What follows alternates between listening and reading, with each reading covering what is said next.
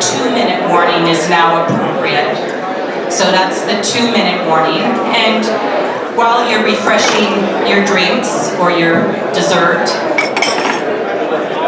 or seconds of ice cream,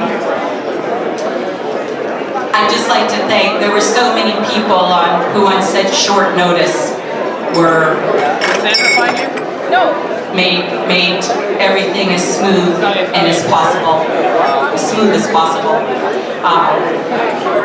Resurrection Parish in the kitchen.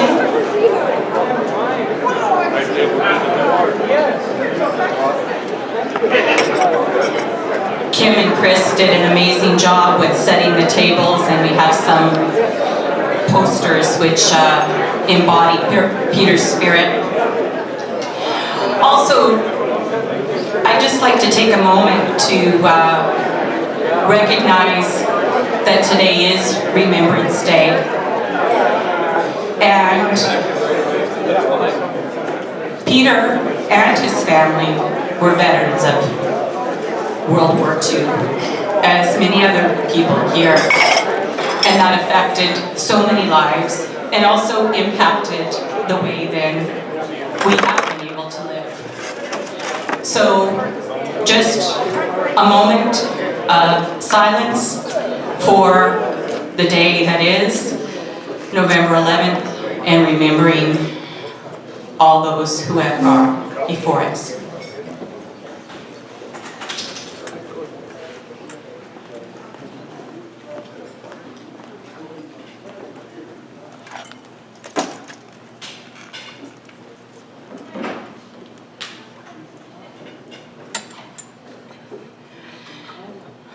Thank you. I hope you've enjoyed your lunch.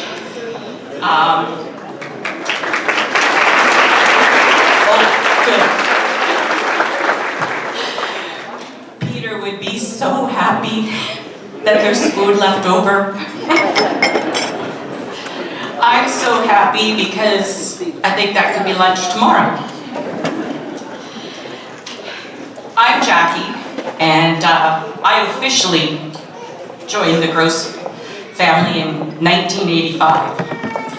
I quickly learned that it was important to learn a few German words.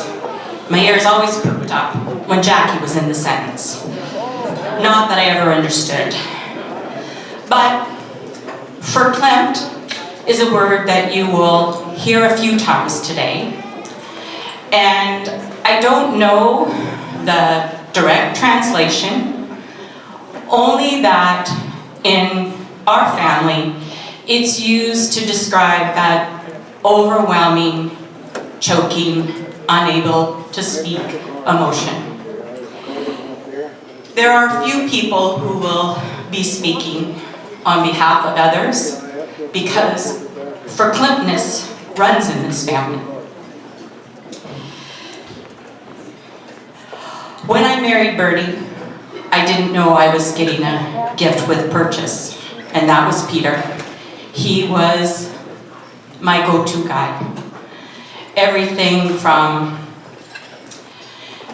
anything that was broken at the house, any questions I had, anything to do with the kids. Well, as long as the kids were toilet trained, he'd have anything to do with the kids.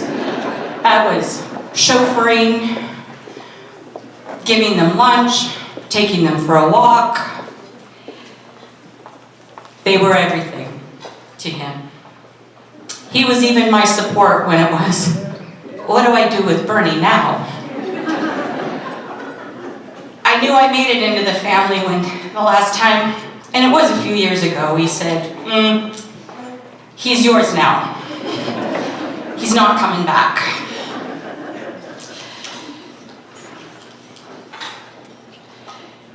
Peter, as you will hear, was an extraordinary man.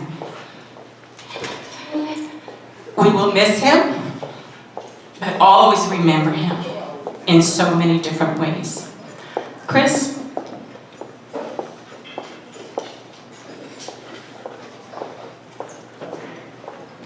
That's going to be tough to follow. I have been very fortunate to have known the Gross family for many, many years. And I was honored to be by Peter's side in his final hours and as he peacefully passed. He was surrounded by love. At the time, Monica and Jackie were in Palm Springs celebrating a 25th anniversary friendship with a bunch of girlfriends. Two of us were not able to be there. I was one of them, unfortunately, but we were there in spirit. November 7th was a day that, all things considered, was a very remarkable day for Monica. And she's asked me to share it with you. It was a journey for her, and obviously a journey for Peter. So it's somewhat of a chronological diary, if you will, and I'll just read you her notes. 8:30 a.m., I snuck out of the rental house to run to the bakery to buy fresh, warm croissants. Not the apple fritters Dad would have bought at the fort, but he would have approved nonetheless. It would have been our last breakfast together as the girls wound up our celebratory weekend. It was always the small, thoughtful gestures that he knew made a difference. It was something he would have done. He taught me well. 9 a.m. Jackie let me know that Bernie had called and told her that Dad was slipping away. 10 a.m. I arrive at the airport after a rush-packed job, quick shower, and being on hold with WestJet to get me rebooked for home as quickly as possible. 10:15, rebooked, I find a quiet corner to call my dad. Chris and Bernie put me on speakerphone so he could hear my voice. I talked to him, I let him know I was on my way, that I wanted him to relax and rest and be at peace. 10:30 a.m. As I made the call, I noticed an attractive gentleman across the way from me, watching me. When I finished the call, he approached me and said that, in passing by, he had caught a bit of my conversation and that he'd hoped it was okay for him to give me a hug.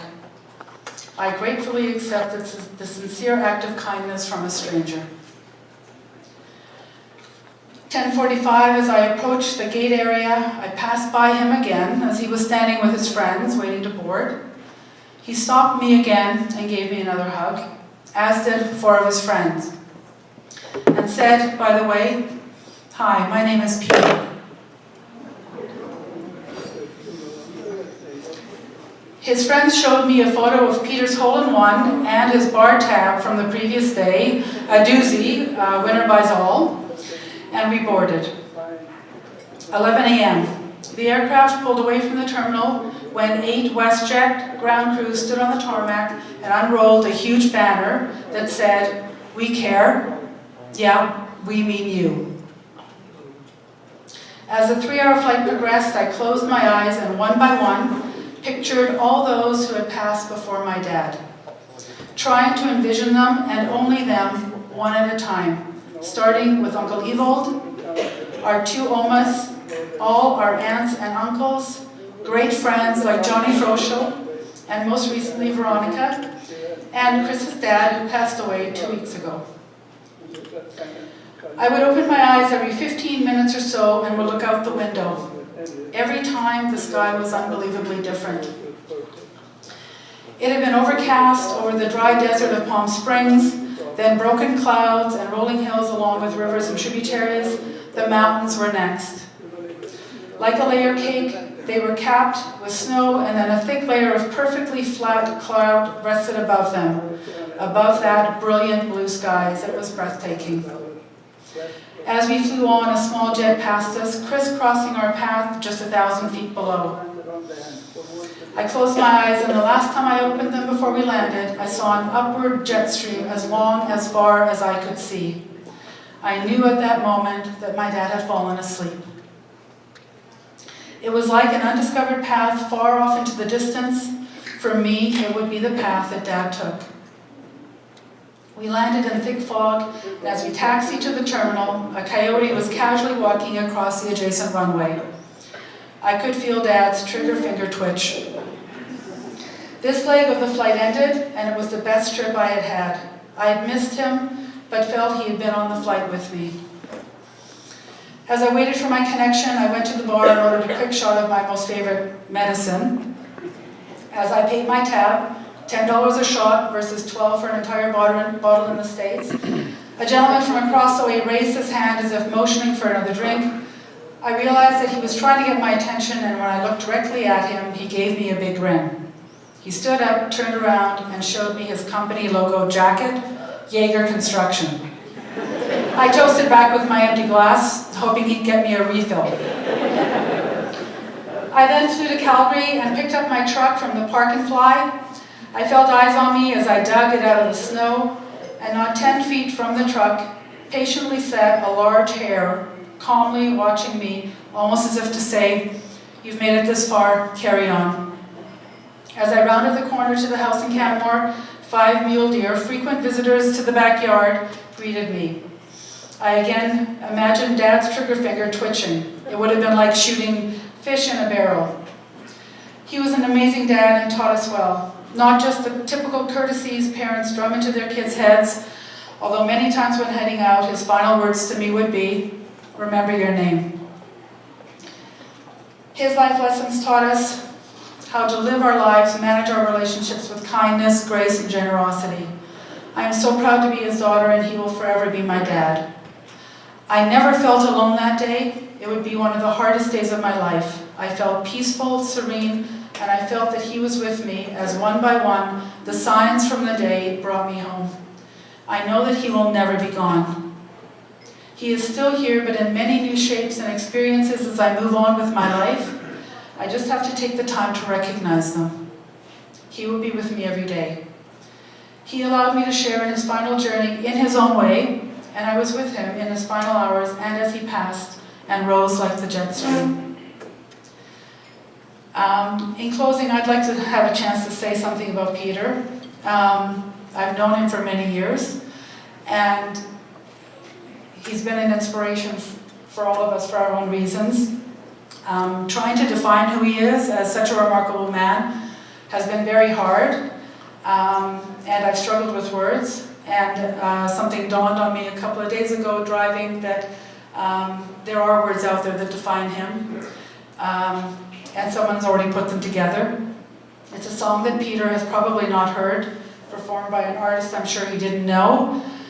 But for me, Tim McGraw's Humble and Kind is a true definition of the kind of man that Peter is. I found out an hour ago that that was also a reference for Joe, Peter's brother who passed away, and that means for me that it makes all the more sense because they were very much alike and both remarkable men. The lyrics are on the table. Alex might be able to find the song later, and if she does get it up, and if you listen to the words, if you're not familiar with it, I think you'll agree that it should be called Peter's Song. Thank you.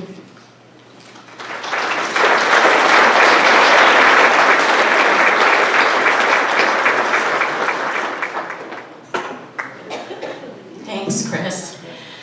Murray is married to Sandra, father of Noah, Adam, and Sam, and he has a few words to say.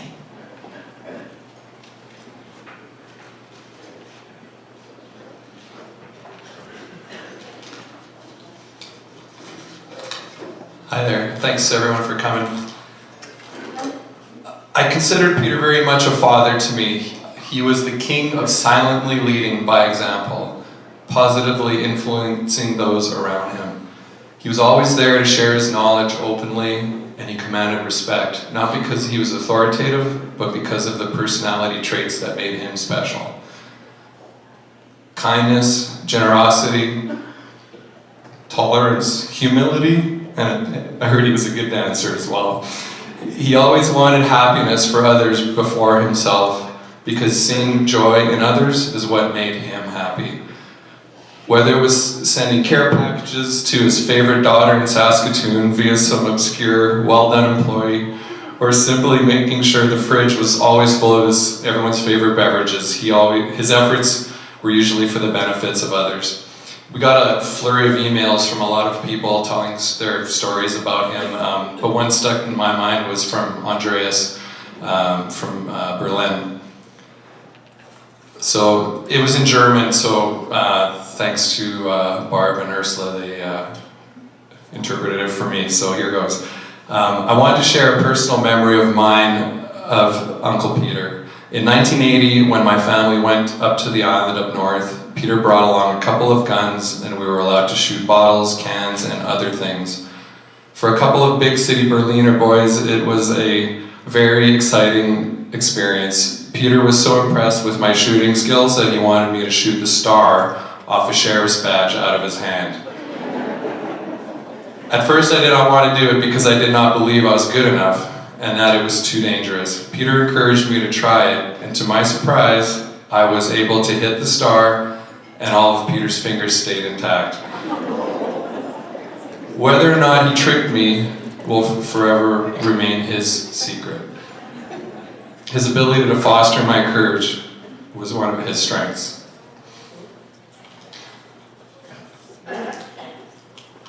To Peter, family was always number one. You're going to hear this over and over today. Their safety, well-being, and success. So thanks, Peter, for being the great man you will forever be, and don't you worry, I'll always take care of my precious cargo.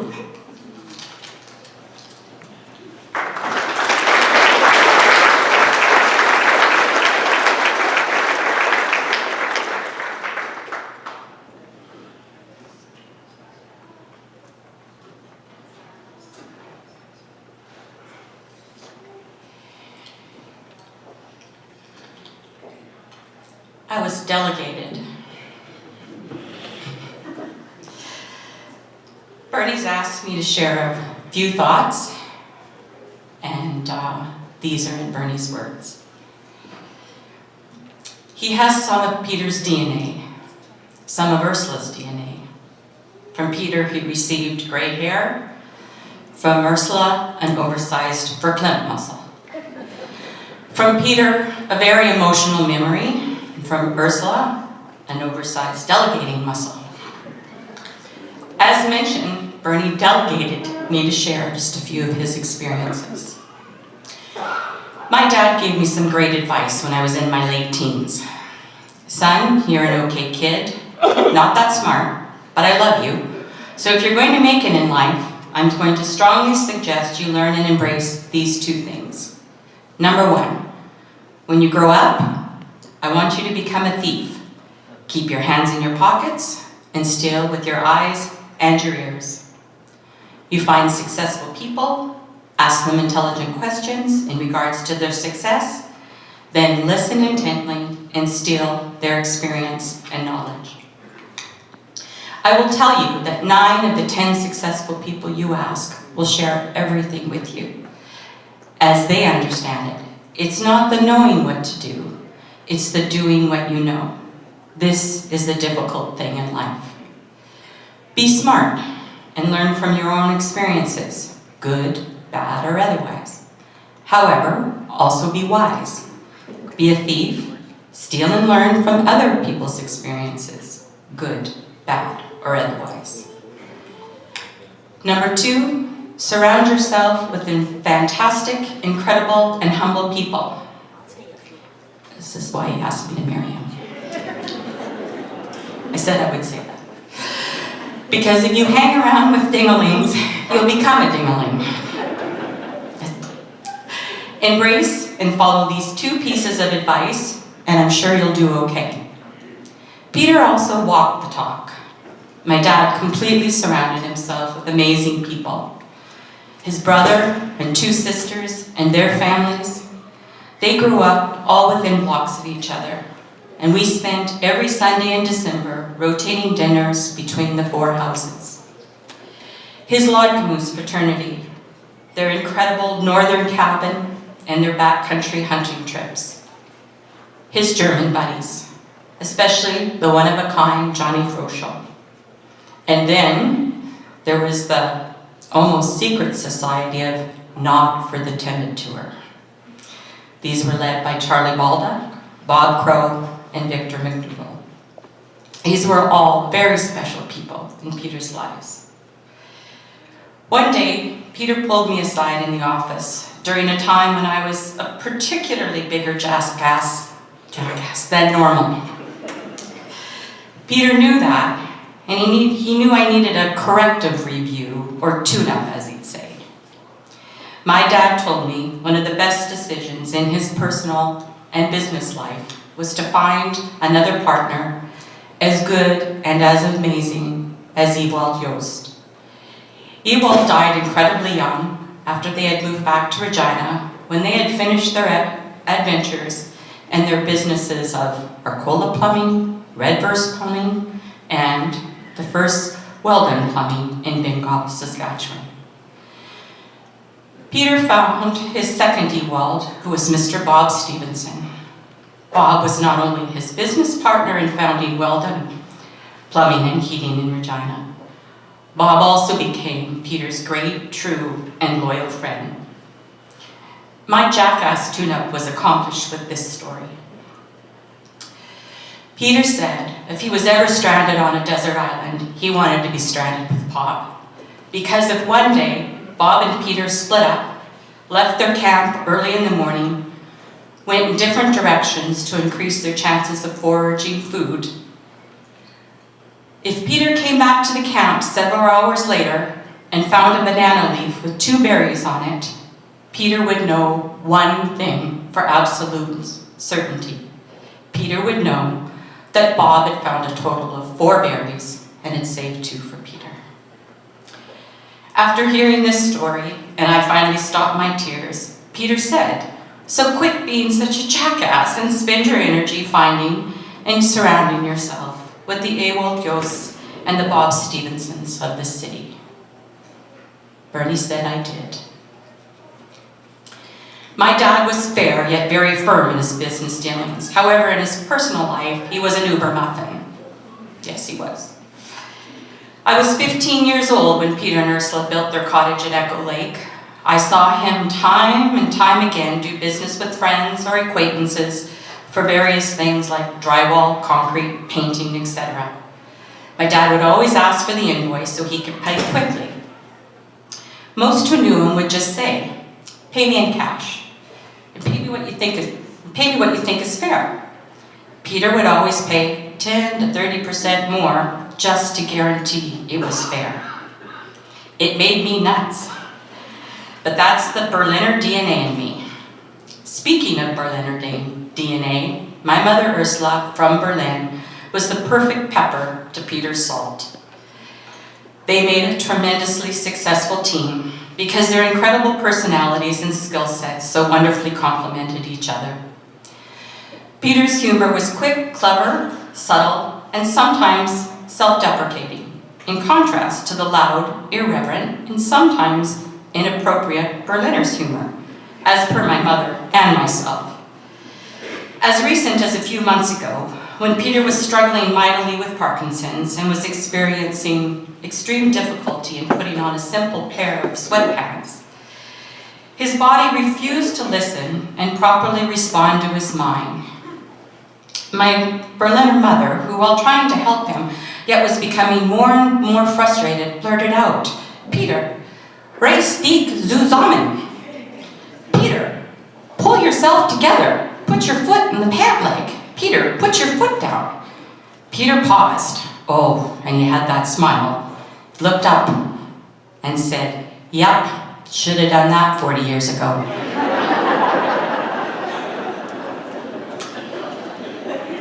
Peter was also very considerate of others and usually anticipated their needs. Red wine, white wine was one of his classics at all the cottage meals. Peter and his usual partner in crime, Johnny Kroschel, were constantly at our house or at Weldon taking care of my job jar on a regular basis. Seeing as how I got nothing of Peter's handyman DNA, but at least Sean seemed to have snagged 100% of that life skill. As always, Peter was again very considerate in his death. In his passing, he created the opportunity for Sarah, Chad, and his beautiful great-granddaughter, Miss Carmel, to come back to Regina. Plus, Barb did not have to change her trip to see her son in South Carolina. And once again, it saved Bernie from another of his boys' trip to Vegas. Always considerate, Peter. I could go on for hours on how he coached and taught me, which 99% of the time was by example, not by lecture. He tried to help me curb my natural jackass DNA abilities and tried to help me emulate and deploy his advice by following the 2 life lessons he role modeled. I think now I understand why in hockey you get a full point for an assist, just as you get a full point for actually scoring. My dad set me up so well for success, despite some of my DNA. I'm going to recommend to the NHL that they should really give 10 points for an assist, because you just can't score without them. For a man who brutally lost his father when he was 2 years old, I have no clue how he became such a great father. I believe he walked the talk and followed his own advice. He followed his own life lessons. I believe Peter stole from his brother, my Uncle Joe, who was 7 years older and was the closest thing Peter had for a father. Plus, he stole from his even older 2 sisters, Tante Mary and Tante Gundi. As the 3 of them ended up being his parenting siblings. Joe, Gundi, and Mary, who were all intelligent, kind, fair, hardworking people. They all had an easy laugh, and they always had time to socialize over a simple meal. My dad, Peter George Gross, was my mentor, my role model, my inspiration, my partner, my friend, my constant support for my kids and my family. Peter created and shared our cottage and our part of Lac-Moose as his everlasting legacy. And as I said, I could go on for hours regarding my dad's life and his influence on me. But these few inadequate words already cost me 3 boxes of Kleenex, 2 magnums of Jaeger, 16 hours of time to jot this down. It's darn hard to write when you're sobbing. In closing, I need to say thank you from the bottom of my heart for the gift of time. The past 2 days I've been given my time with Peter, my memories and my experiences, because my 2 sisters, Monica and Sandra, and my kids, Sarah, Sean, and Alex, who obviously have a ton of Peter's DNA, they allowed me the time with my dad and Peter. These 5 caring, capable souls have done all the heavy lifting, organizing, and planning for Peter's celebration. Thanks for letting me be with Dad over the past few days, and to all of you, thanks for taking the time to be here with our family in celebrating Peter Gross, my dad's amazing life. Thank you.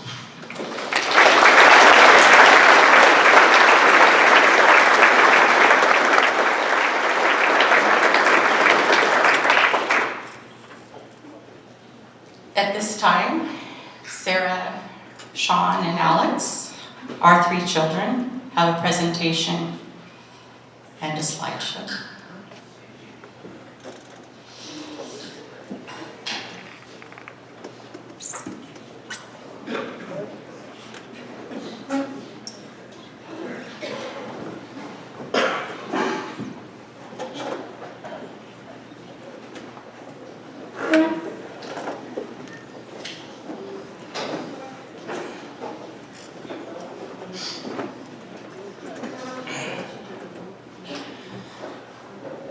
Oh, I can't feel my arms. I don't know if it's the nervousness or the yagging, but either way, it's probably not good.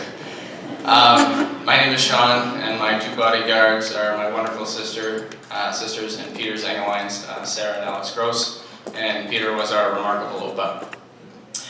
We are the oldest 3 of his 7 favorite grandchildren. We got some pretty cool cousins, Sam, Adam, and Noah, as well as Peter's new great-granddaughter, Carmel. We're also trying to figure out who was his favorite. We ran out of surrogate readers, so we have to read our own speech. And by we, I mean me, because I didn't get the delegation gene that the rest of my family seemed to get. I wasn't sure how or what to write for a eulogy, so I took the sage advice of our Opa that he passed down to my dad and stole with my ears. The outpouring of support from those who knew him, and the stories that came with that have been entertaining, inspiring, but most importantly, comforting. Thank you to everyone who has shared their memories of him. It means a lot to our family. That makes it worse. I want to say thank you to the Yost family. Not only was Uncle Ewald the positive, encouraging force for Opa to start his own business at the young age of 22, which has given us everything we have today, but he became a friend that encouraged Opa to buy the cottage at the lake, which gave us our extended family, the Yosts and the Reeses. Oh, they mean so much to us and him, as they are part of our family, which is why they walked in with us today. I'd like to especially thank Uncle Thomas and Uncle Schleff for all the support and care you offered Peter and ourselves these last few years. From helping with yard work, to helping him up and down the driveway and into the house, just to give